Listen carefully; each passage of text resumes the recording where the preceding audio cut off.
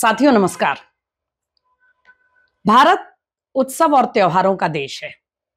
इस समय भी आप जानते हैं कि गणेश उत्सव जो महाराष्ट्र से शुरू हुआ था, लेकिन आज पूरे देश में पूरे उत्साह और भक्ति के साथ मनाया जाता है। सांस्कृतिक एक बहुत ही रिच परंपरा के साथ वो उत्सव अभी जारी है। अभी 2-3 दिन में ओणम का फेस्टिवल आएगा। भारत के अद्भुत उत्सवों में, त्योहारों में एक है।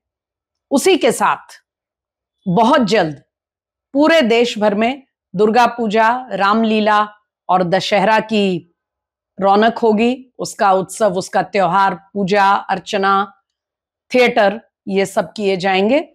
और फिर भाई दूज, दिवाली, छठ, ये तमाम त्योहारों का सिलसिला अब अगले 3-4 महीनों तक चलेगा। इसी हफ्ते हमारे मुस्लिम साथी ईद ए मिलादुल नबी को भी मनाएंगे और इसी समय गणेश उत्सव के साथ साथ आप जानते हैं कि हमारे जैन समाज के लोग अपना जो उनका सालाना पर्युषण पर्व है, जो एक बेहद तपस्या, तप और कठिन व्रत और एक विचारों का, एक आध्यात्मिक विचार और तप का समय होता है, वो भी इस समय पर्युषण पर्व भी चल रहा है। और जब गणेश उत्सव की समाप्ति होगी अनंत चतुर्दशी को, उसी के साथ पर्युषण पर्व भी कंक्लूड हो जाएगा। तो इसमें क्या शक है कि भारत दुनिया के उन गिने चुने देशों में है जो सदियों से एक प्राचीन संस्कृति और परंपरा निभाता आया है, और हमारे त्योहार, हमारे उत्सव इस परंपरा का एक महत्वपूर्ण हिस्सा रहे हैं। जिस तरह हमारे त्योहारों, हमारे उत्सवों ने हमें जोड़ा है, इस पूरे देश को इतनी विविधताओं के बावजूद हमें एक धागे में जैसे बांध के रखा है, ये दुनिया में एक अद्भुत मिसाल है। लेकिन आज हम बात करने वाले हैं कि क्या हमारे उत्सवों, हमारे त्योहारों को हमारी जड़ों और हमारी परंपराओं से काट देने से, क्या इससे देश का सेक्युलरिज्म, देश में जो समावेशी कल्चर है, क्या वो मजबूत होता है? क्या सेक्युलरिज्म का अर्थ सभी धर्मों, मतों और सभी परंपराओं को उनका सम्मान करना है, या उन्हें दूसरे मतों की बात सुनने के लिए अपनी परंपरा और अपने अध्यात्म से काट देना इसका मकसद है? ये एक बेहद गंभीर विषय है साथियों, और लगातार ये एक मुद्दा बनता जा रहा है। आज हम इसको इसलिए उठा रहे हैं क्योंकि इस कड़ी में सबसे ताजा उदाहरण जो हमारे सामने आया है वो है मशहूर जो मैसूरू का दशहरा फेस्टिवल है। मैसूरू का दशहरा उत्सव आप सब जानते हैं कि भारत ही नहीं, देश विदेश से लोग आते हैं उस उत्सव में शामिल होने के लिए। उसकी भव्यता, उसकी सुंदरता और वो पूरा जो एक सांस्कृतिक एक गतिविधियां उस दौरान उस क्षेत्र में, पूरे मैसूरू में होती हैं, उसको अपने आंखों से प्रत्यक्ष रूप से देखने के लिए, उसका आनंद उठाने के लिए ये ताजा विवाद इसलिए खड़ा हुआ है क्योंकि कर्नाटक की सिद्धरामैया सरकार ने यह कह दिया है कि मैसूरू का दशहरा फेस्टिवल जो है ये कोई हिंदू त्योहार नहीं है। आपको सुनकर ये हैरानी होगी, अटपटा लगेगा, लेकिन सिद्धरामैया जी का बिल्कुल यही बयान था, Dussehra is not a Hindu festival. ये उनका वाक्य था। और ऐसा उन्होंने क्यों कहा? क्योंकि मैसूरू का जो दशहरा फेस्टिवल है उसका आयोजन राज्य सरकार, उसमें उसकी भूमिका होती है उसके आयोजन में। और इस बार सिद्धरामैया सरकार ने मैसूरू दशहरा फेस्टिवल का जो उद्घाटन है उसके लिए जानी मानी लेखिका बानू मुश्ताक को इसमें चीफ गेस्ट बनाया है उद्घाटन करने के लिए। बानू मुश्ताक एक प्रतिष्ठित ऑथर हैं, पिछले बार का बुकर पुरस्कार की वो विजेता हैं। यहां तक तो ठीक है, लेकिन आप बानो मुश्ताक को राजकीय सम्मान दे सकते हैं, आप बानो मुश्ताक को उनके लेखन के लिए आप जो भी अवार्ड, जो भी सम्मान, जो उचित आप उनको स्टेटस देना चाहें आप दे सकते हैं, आप उन्हें कोई सरकार में पद दे सकते हैं। लेकिन बानो मुश्ताक को मैसूर के दशहरा उत्सव के उद्घाटन के लिए बुलाना, इसका तात्पर्य क्या है? तात्पर्य बिल्कुल साफ है साथियों, जो सिद्धरामैया ने खुद से कह दिया कि वो नहीं मानते कि दशहरा फेस्टिवल हिंदू त्योहार है। वो इस बात को नकार रहे हैं, या ऐसा कह के इस बात को नकारने की एक सिस्टम, नकारने का एक कल्चर पैदा कर रहे हैं, जिससे कि लोग ये तो याद रखें कि मैसूरू का जो दशहरा फेस्टिवल है उसमें कितनी साज सज्जा होती है, कितनी भव्यता होती है, कितनी सुंदर झांकियां निकलती हैं, नृत्य संगीत होता है, थिएटर होता है। लेकिन ये भूल जाएं कि मुख्य रूप से सबसे पहला कारण दशहरा फेस्टिवल का क्या है? मैसूरू की प्राचीन ऐतिहासिक चामुंडी देवी, जो चामुंडेश्वरी देवी का मंदिर है, वहां का ऐतिहासिक मंदिर, वहां चामुंडी देवी की जो पूजा होती है, यह है मैसूर के दशहरा फेस्टिवल का असली आधार। थोड़ा सा इतिहास में जाना जरूरी है। बहुत से विदेशी पर्यटक, और आज की नहीं 17वीं शताब्दी से ही बहुत से अंग्रेज और पोर्चुगीज, फ्रेंच, बहुत से विदेशी पर्यटक भारत आए। उन सब ने मैसूरू के दशहरा पर्व का, उसकी भव्यता, उसकी सुंदरता के बारे में उन्होंने अपने किताबों में, अपने रिकॉर्ड्स में लिखा, और कईयों ने तो अचंभा भी जताया कि इतना बड़ा त्योहार कोई कैसे आयोजित कर सकता है।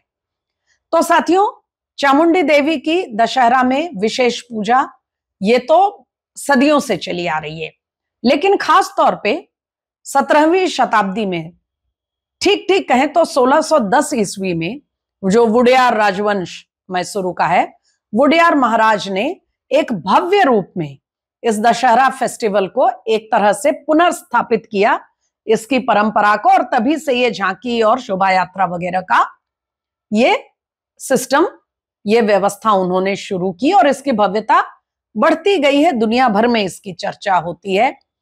तो प्रमुख रूप से मैसूरू दशहरा फेस्टिवल क्या है? वो मैसूरू की एक तरह से हम कहें तो कुलदेवी हैं, वुडेयार राजवंश की कुलदेवी हैं, उनकी पूजा का ये उत्सव है, और उनकी पूजा के बहाने वो पूरी भव्य शोभा यात्रा निकलती है, जिसको कि वहां के महाराज, जो वुडेयार राजवंश के उत्तराधिकारी हैं, वो उसको लीड करते हैं, और जाकर पूजा, प्रमुख पूजा उनकी ओर से की जाती है। अब आप मैसूरू दशहरा फेस्टिवल के तमाम सांस्कृतिक जो भव्यता है उसको तो आप मानेंगे, और उसका आप दुनिया भर में प्रचार भी करेंगे, पीआर भी करेंगे, लेकिन आप ये नकार देंगे कि ये किस लिए हो रही है, क्योंकि आपको ये साबित करना है कि ये हिंदू फेस्टिवल नहीं है। अब हम आते हैं कुछ और ऐसे ही त्योहारों पर, जिनको लेकर ठीक यही फॉर्मूला अपनाया जा रहा है कि उन त्योहारों की जो पॉपुलैरिटी है उसका तो हम पूरा फायदा लेंगे, राजनीतिक फायदा भी लेंगे, और आर्थिक जो इकोनॉमिक बेनिफिट्स हैं वो भी लेंगे, लेकिन उन त्योहारों की जो हिंदू आध्यात्मिक परंपरा है उसको हम नकार देंगे। तो इसी कड़ी में सबसे पहले तो ओणम का नाम आता है। ओणम फेस्टिवल क्या है साथियों?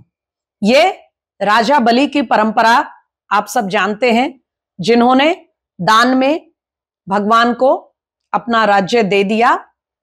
मान्यता यह है कि ओणम के जो 3 दिन का समय होता है, उस अवधि में राजा महाबली आते हैं, वापस केरला आते हैं, जहां उनका राज्य माना जाता है, और आकर अपनी प्रजा की वेलबींग, अपनी प्रजा को देखने और उनके कुशल क्षेम को, उनकी वेलफेयर को देखने के लिए वो आते हैं, अपना आशीर्वाद देते हैं। ये है ओणम फेस्टिवल के पीछे की का आधार, ये है उसकी धार्मिक आध्यात्मिक परंपरा। अब इसके साथ ओणम के उत्सव के साथ तमाम एलिमेंट्स जुड़ जाते हैं। घरों में साज सज्जा करना, अल्पनाएं तैयार करना, जिसको मलयालम में पूकुलम कहते हैं, गीत संगीत, भोजन, खाना पीना, दावतें, ओणम सद्या, आप सब उसमें शरीक हो चुके होंगे। तो आजकल ये नया कल्चर चला है कि हम ओणम की इन तमाम ये जो उत्सव धर्मिता है, ओणम के फेस्टिविटीज को तो हम खूब मनाएंगे, लेकिन हम ये भूल जाएंगे कि ओणम वास्तविक रूप से मनाया क्यों जाता है, यह परंपरा शुरू कहां से हुई। यहां तक भी बात खत्म नहीं होती। दुर्गा पूजा, और इसमें सबसे बड़ी भूमिका वामपंथियों की है, जिनका 34 साल तक पश्चिम बंगाल में जिनका राज था। वो क्या करेंगे, दुर्गा पूजा के पंडालों में अपने स्टॉल लगाएंगे, खाना पीना, नृत्य, संगीत, थिएटर, बैले, सब कुछ होगा, सारे उत्सव होंगे, लेकिन वो ये बात को नकार देंगे कि वास्तव में दुर्गा पूजा क्यों हो रही है। देवी दुर्गा महिषासुर मर्दिनी के रूप में उन्होंने जिस दानव, जिस राक्षस के जिसके अत्याचार से बचाया, उस बात को वो नकार देंगे और बाकी सारी फेस्टिविटीज को स्वीकार करेंगे। उसी दुर्गा पूजा के पैंडल में अपना वामपंथी लिटरेचर बेचेंगे और कहेंगे कि धर्म अफीम है। और इसी परंपरा को टीएमसी आगे बढ़ा रही है और अब हर जगह ये बात सुनने को मिलती है। फिर आ जाइए होली पर। यही स्थिति होली की है। वो ये तो मानेंगे कि होली में रंग खेला जाता है, उसमें मुगलों की भूमिका को बहुत बढ़ा चढ़ाकर बताएंगे, लेकिन ये भूल जाएंगे कि वास्तविक रूप से होली का उत्सव, होली में रंग गुलाल खेलने की परंपरा क्यों है, इसका धार्मिक आध्यात्मिक आधार क्या है। और धीरे धीरे साथियों, एक एक करके भारत के जितने त्योहार हैं, उन सब त्योहारों के साथ यही फॉर्मूला बार बार दोहराने का प्रयास हो रहा है कि हम भारत के उत्सवों को मनाने में स्पॉन्सरशिप लेंगे, इसका जितना कमर्शियल फायदा है वो लेंगे, इसको राजनीतिक रूप से एक पीआर के तौर पे इसका राजनीतिक फायदा लेने का कोई मौका नहीं छोड़ेंगे, लेकिन हम ये कह के कि ये भारत के सेकुलर उत्सव हैं, हम इनके धार्मिक आध्यात्मिक आधार को नकार देंगे, ताकि इनका जो हिंदुत्व से या हिंदू परंपरा से जो इनका कनेक्शन है, उसको हम सिरे से नकार देंगे। अब आप कहेंगे कि ऐसा करने का क्या मतलब है। मतलब सिर्फ यह है साथियों कि हिंदू तो अपने त्योहारों को एक पार्टी, एक उत्सव और एक पैसा खर्च करने और मस्ती करने के रूप में इस्तेमाल करे, और दूसरे धर्मों को उस पर हावी होने का मौका मिले, लेकिन जो आध्यात्मिक परंपरा है, जो हमें अपने धर्म, अपने आध्यात्म, अपनी जड़ों से जोड़ती है, उसको हमारी पीढ़ियां पूरी तरह से भूल जाएं। अब आप कहेंगे कि भारत में एक समावेशी परंपरा है, भारत में सब मिलजुल कर रहते हैं, और क्या यह सच नहीं है कि भारत में सभी धर्मों के लोग हमारे उत्सवों को मिलजुल कर मनाते हैं। बिल्कुल सही है साथियों। क्या आपके अड़ोस पड़ोस में या आपके मित्रों में, आपके सहकर्मियों में जो मुसलमान समाज के लोग हैं, आप उनके साथ ईद का जो ईद का त्योहार है उसमें आप शामिल नहीं होते? क्या आपके आस पड़ोस में जो क्रिश्चियन समाज के लोग हैं, उनके आयोजनों में आप उनकी फेस्टिविटीज में क्या शामिल नहीं होते? क्या आप उनको हृदय से बधाई देने, शुभकामना देने नहीं जाते? बिल्कुल जाते हैं। लेकिन आप एक हिंदू समाज से होते हुए जब अपने मुसलमान भाई बहनों के यहाँ ईद की मुबारकबाद देने जाते हैं, या उनको क्रिसमस के डिनर में उनके साथ आप शरीक होते हैं, तो क्या ईद एक सेकुलर फेस्टिवल हो जाती है? इस्लाम से ईद का जो कनेक्शन है, क्या वो गायब हो जाता है? या क्या क्रिसमस जीसस क्राइस्ट के जन्म को मनाने के लिए क्रिसमस की परंपरा हुई, क्या ये सच्चाई खत्म हो जाती है? क्या एक धर्म, एक समुदाय के लोग दूसरों के साथ मिलकर उनके त्योहारों में शरीक हों, तो इससे उसका जो धार्मिक आधार है, जो धार्मिक पृष्ठभूमि है, क्या वो दूर हो जाती है? क्या मैं एक हिंदू होते हुए अपने मुस्लिम सहयोगी के साथ ईद मनाने जाऊं तो क्या ईद एक मुस्लिम पर्व नहीं रह जाएगा? ये एक बहुत बड़ा खेल है साथियों। क्या आपने कभी कहीं किसी नेता को यह कहते हुए सुना कि Eid is a secular festival? लेकिन शामिल तो सभी लोग होते हैं। क्या आपने किसी को कहते सुना कि Christmas is a secular festival? लेकिन क्रिसमस का आयोजन तो सभी धर्मों के लोग जाके उसमें शामिल होते हैं, बधाई देते हैं, क्रिसमस के लंच और डिनर में शरीक होते हैं। तो फिर हिंदू उत्सवों के साथ ये क्यों? इसलिए ताकि हिंदू अपने धार्मिक आध्यात्मिक परंपराओं से कट जाए और उसके त्योहार सिर्फ एक पार्टी करने, मस्ती करने, दिवाली में जुआ खेलो, होली में रंग डालो, दशहरा में मेला घूमो और ओणम में नृत्य संगीत करो, नए कपड़े पहनो, साज सज्जा करो। लेकिन इन उत्सवों के पीछे का जो धार्मिक महत्व है उसको भूल जाओ। ये बहुत ही एक चतुराई से, बहुत चालाकी से तैयार किया गया एक प्रोजेक्ट है साथियों।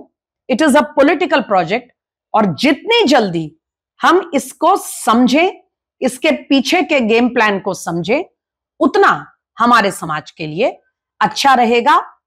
समावेशी होने का मतलब यह नहीं है कि आप अपने उत्सवों और परंपराओं को सेकुलर मान करके उसको एक पार्टी के रूप में मनाएं और उसके आध्यात्मिक आधार को हमेशा के लिए भूल जाएं। नमस्कार।